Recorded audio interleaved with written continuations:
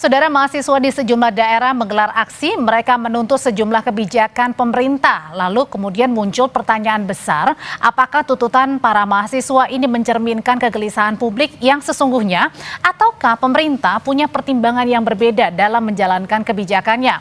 Untuk membahasnya telah bergabung bersama saya dengan Batra Banung, Wakil Ketua Komisi 2 DPR RI dari fraksi Partai Gerindra. Mas Batra, selamat sore. Selamat sore, Mbak. Hadir juga melalui sambungan Zoom ada Ferry Amsari, peneliti Posdem Universitas Andalas. Mas Ferry, selamat sore. Sore, Pak. Mas Ferry, dari gelombang aksi demonstrasi yang terjadi kemarin dilanjutkan lagi hari ini, apakah ini merupakan puncak mencerminkan keresahan publik terhadap ekonomi kita? Ya, kalau dilihat dari apa yang ditunjukkan, tidak hanya soal faktor ekonomi, tapi juga soal berbagai kebijakan yang dikritik oleh publik selama ini.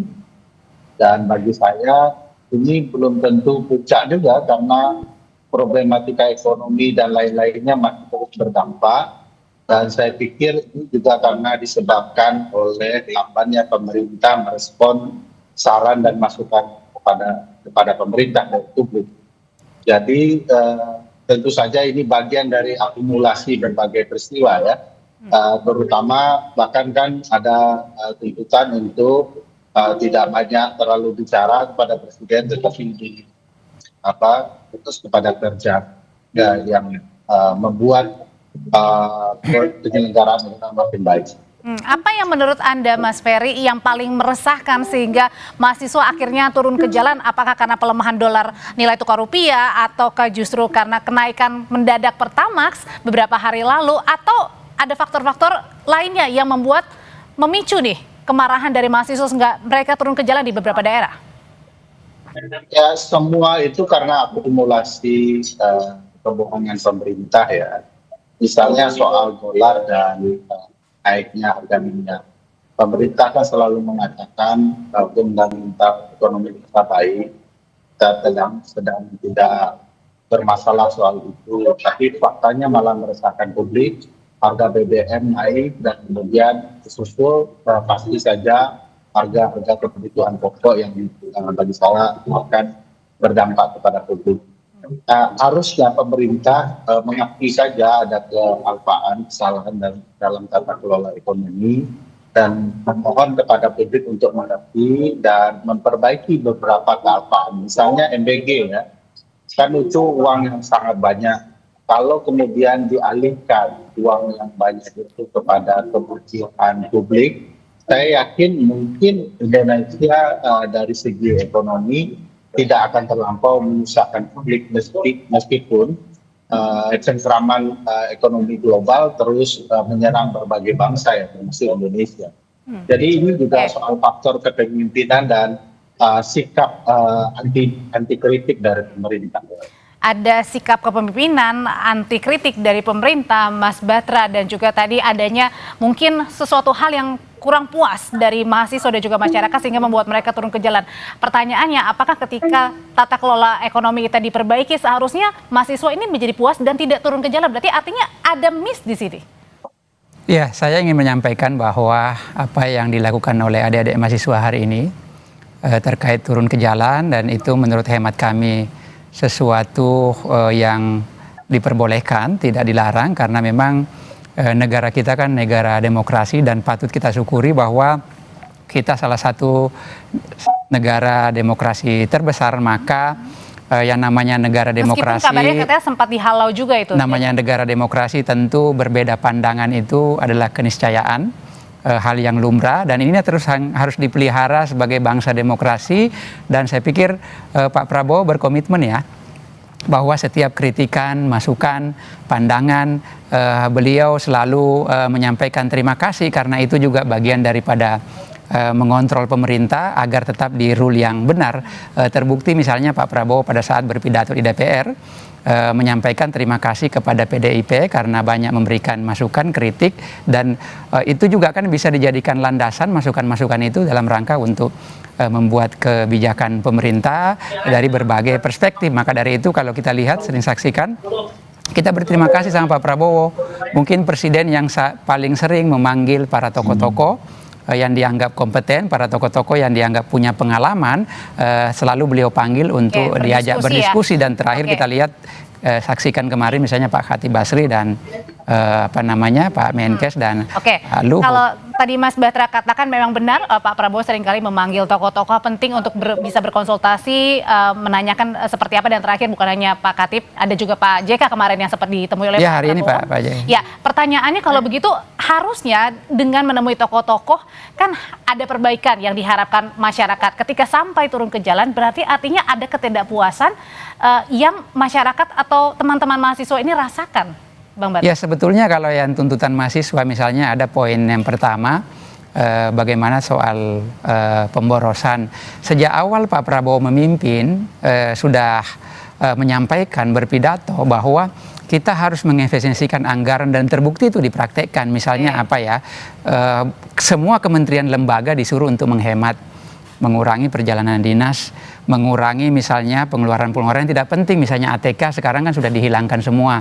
Kemudian dana transfer betul-betul dipelototin agar tidak terjadi pemborosan. Jadi sejak awal sebetulnya Pak Prabowo berkomitmen untuk kemudian bagaimana efisiensi anggaran ini bisa dilakukan. Kenapa? Karena bacaan Pak Prabowo itu kan panjang ya. Beliau punya pengalaman dan terbukti hari ini apa yang menjadi analisa Pak Prabowo di beberapa tahun terakhir bahwa akan ada misalnya perang, terus kemudian coba ya kalau Pak Prabowo tidak melakukan efisiensi, sementara misalnya situasi global yang tidak pasti, tidak menentu ini melanda dunia, apa kita nggak lebih parah lagi? Seumpama misalnya Pak Prabowo sejak awal dia tidak melakukan efisiensi anggaran. Nah maka dari itu saya pikir kalau bacaan pemimpin kita misalnya tidak seperti Pak Prabowo, pasti kita kewalahan di saat ini. Daripada sekarang maksudnya ya? Daripada sekarang. Nah itulah kita harus berterima kasih ya sama Pak Prabowo ya, bacaannya panjang ke depan, dan alhamdulillah hari ini di saat beliau menerapkan efisiensi terjadilah apa yang dimaksud situasi global yang tidak pasti itu. Mas Ferry, itu tadi sudah disuarakan Pak Prabowo banyak sekali kok melakukan efisiensi sehingga ekonomi kita tidak semakin terpuruk dengan dinamika global yang saat ini kita sangat rasakan. Iya, mempermanis kealpaan dari Pak Prabowo menurut saya tidak menolong apapun. Malah makin menjerumuskan Pak Prabowo ke ruang kepercayaan diri yang berlebihan sehingga nanti kebijakannya tidak cocok dengan apa yang disuarakan publik. Yang disuarakan publik soal efisiensi itu juga harus dicontohkan Pak Prabowo. Misalnya membatasi kunjungannya ke luar negeri. Besok masih saja ada keinginan Pak Prabowo pergi ke Rusia. Biasanya kalau sudah di Rusia nanti singgah dulu ke Prancis gitu ya. Nah yang sikap seperti ini, orang lain disuruh efisiensi tetapi presiden tidak melakukan, tidak memberikan. Tapi mungkin ini ada kepentingan yang lebih besar, makanya pergi ke Rusia, Mas Ferry? Kepentingan apa yang lebih besar daripada kehendak publik didengarkan? Saya merasa publik harus lebih didengarkan, diajak berdiskusi, memastikan kebijakan segera tertangani. Misalnya MBG dihentikan sementara waktu untuk dilakukan perbaikan agar uang yang seharusnya bisa digunakan untuk publik tidak mubazir untuk tata kelola MBG yang berlanjut. Belum lagi kemunafikan kooperasi merah putih, ada di hutan tapi dianggap sudah bagus, ada di tempat-tempat di puncak bukit dianggap sudah baik. Ini kan merusak mata anggaran gitu ya. Bagi saya memang harus ada contoh yang betul-betul dari presiden. Artinya agar publik merasakan kehadiran presiden dalam keributan ekonomi global. Mas Ferry, artinya ketika tadi Mas Batra mengatakan presiden sering kok mengajak berdiskusi tokoh-tokoh penting, terakhir ada Pak Khatib Basri, ada Pak JK juga yang kemudian Pak Presiden ini undang sebelum aksi demonstrasi terjadi. Artinya sebenarnya hal ini belum membuat puas ya dari rasa publik atau mahasiswa yang menginginkan lebih, sebenarnya bukan hanya sekedar tadi konsultasi saja. Saya tidak ingin dalam hal ini mengajakkan presiden. Pemimpin yang baik itu harusnya mendengarkan sesuatu yang kadang-kala tidak menyenangkan diri. Mengundang orang-orang seperti Pak Khatib yang lain gitu ya, hanya untuk didengarkan. Apa yang ingin didengarkan tidak akan memberikan kebijakan yang baik. Sekali waktu presiden harus mendengarkan apa yang disampaikan mahasiswa yang tegas-tegas melihat ada problematika serius dalam kebijakan kita. itu mungkin tidak akan menyenangkan presiden. Itu mungkin tidak akan membuat presiden tersenyum apalagi tertawa.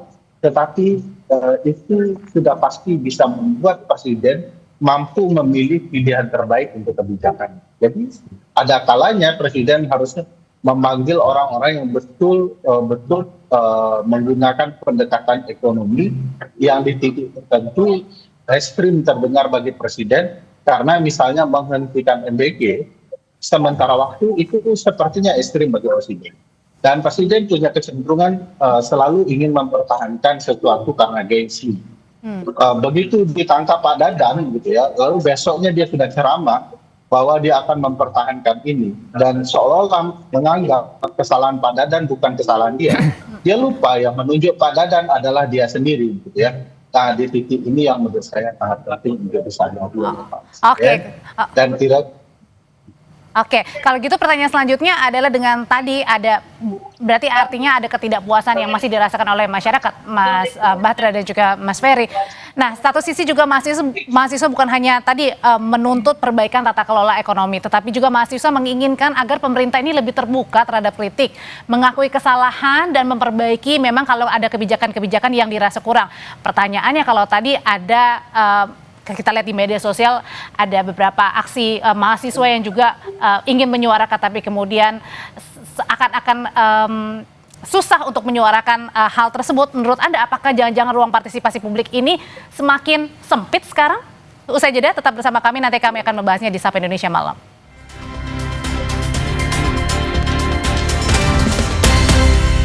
Ya, ada penetapan tersangka baru lagi di kasus korupsi MBG. Artinya, Mas Ferry, mungkin saja ini memang bentuk keseriusan dari pemerintah dan meminta mungkin kepada masyarakat untuk menunggu bersabar tentang tata kelola MBG ini, yang juga salah satunya menjadi suara dari teman-teman mahasiswa yang menuntut program MBG ini dievaluasi, Mas Ferry. Halo? Ya, Mas Ferry? Ya, bukan kita mengatakan ini tidak ditangani secara serius, tapi kebijakan ini tidak direspons secara serius, bahkan setelah kasus korupsi MBG ini terjadi. Kalau sekarang tiba-tiba orang mau aksi, lalu ada berita seperti ini, bagi saya ini cuma mencoba mengalihkan isu kepada aksi demonstrasi. Kalau mau serius kan dari kemarin-kemarin sudah selesai itu gambarannya ya. Ini bukan berarti kita berprasangka buruk terus dengan pemerintah, cuma polanya itu terlalu kentara, terlalu terlihat bahwa upaya-upaya keseriusan itu kan bisa dibaca dari bagaimana mereka merespon dari laporan publik, pengaduan publik. Sedari awal pengadaan motor listrik, ya, mobil dan kaos kaki itu sudah dipertanyakan publik. Nah, sampai hari ini, detik ini bahkan Presiden tidak mau meminta maaf karena mengabaikan peringatan publik.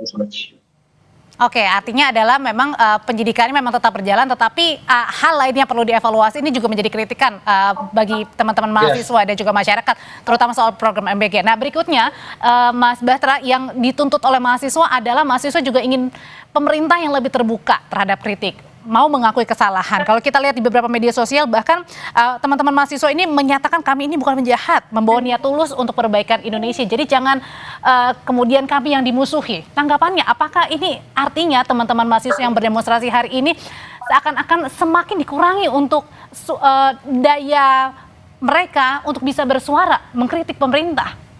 Ya, saya pikir Pak Presiden kita ya, terutama di pemerintahan beliau ini, beliau tidak alergi dengan kritik, beliau tidak alergi dengan berbagai masukan dan perbedaan pandangan. Kan beliau sudah sampaikan bahwa salah satu alasan juga kemudian mencopot kepala BGN itu berdasarkan laporan-laporan dari berbagai pihak. Artinya apa? Beliau menerima masukan, beliau menerima kritikan, beliau menerima pandangan-pandangan dari banyak orang. Jadi kalau kita mengatakan bahwa pemerintah anti kritik, pemerintah tidak terbuka, pemerintah tidak transparan, mungkin saya agak berbeda pandangan ya, karena Pak Presiden ya dia lakukan perbaikan secara menyeluruh, terus kemudian setelah itu langsung beliau menyampaikan instruksi bahwa di sana harus ada tata kelola yang baik, harus ada transparansi anggaran dilakukan, harus ada refocusing, baik itu dapur-dapur MBG-nya, begitupun penerima manfaatnya. Terus kemudian bagaimana beliau menyampaikan dalam hal pada saat pengarahan. Tapi kan nggak soal MBG ya, ada soal yang Iya, banyak hal tentunya ya, bahwa silakan awasi semua.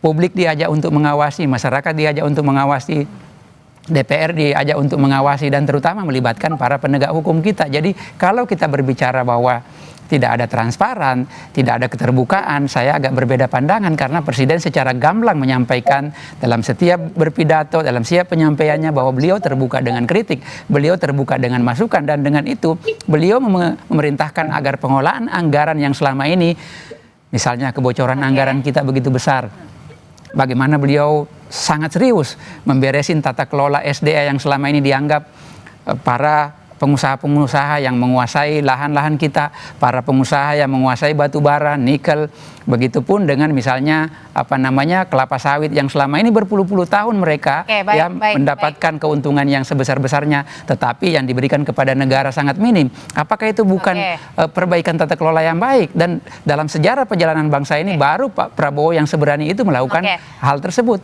Tapi tentu juga dari masyarakat ini ketika turun ke jalan meminta juga perbaikan yang lebih konkret lagi dan lebih banyak lagi supaya mereka puas dan tidak lagi melakukan aksi demonstrasi, dan ini demonstrasi juga merupakan bentuk kecintaan ya Mas Bahtera ya kepada itu bagian dari kecintaan mahasiswa, adik-adik kita, karena kita juga pernah mahasiswa, pernah mengalami situasi yang sama, pernah jadi aktivis, ya tentu juga kita membukakan ruang itu. Dan Pak Prabowo ya kalau kita lihat ya di kabinet beliau banyak sekali kan aktivis-aktivis yang diajak masuk ke kabinetnya. Artinya apa? Pak Prabowo mengajak mereka agar setiap saat bisa berdiskusi terhadap situasi bangsa, bagaimana mereka bisa memberikan pandangan-pandangan agar bangsa kita ke depan makin baik. Dikit aja Mas. Ya, Bang Banong lupa menyampaikan bahwa Presiden inilah yang kemudian mengkhawatirkan atau bahkan mengancam para pengamat dengan ingin menertibkannya. Presiden inilah yang mencibir kegiatan fokus draft discussion dengan cara kekanak-kanakan. Bagi saya beliau bukan tipikal yang mau berdialog dengan orang yang berbeda pandang, tetapi berdialog dengan dirinya sendiri dan orang-orang yang diharapkan didengarkan hal-hal yang menyenangkan bagi dirinya. Jadi ini masalah serius bagi Presiden. Ya mungkin agak berbeda ya. Contohnya misalnya ya Pak Presiden berbeda pandangan sama Pak JK. Buktinya beliau hari ini mengajak bertemu dengan Pak JK, meminta pandangan, berdiskusi. Selama ini kan kita tahu Pak JK kritis juga terhadap pemerintahan. Tetapi Pak Presiden kita juga mengajak Pak JK untuk berdiskusi terkait banyak hal, terutama yang menyangkut soal investasi. Artinya apa? Pak Presiden sangat terbuka orangnya. Pak Presiden sangat terbuka kepada semua kalangan, semua kelompok. Terima kasih Mas Bahtera untuk penjelasannya. Mas Ferry, terima kasih penjelasannya. Terima kasih, Selamat malam Bapak-Bapak semuanya. Selamat malam Bang Ferry.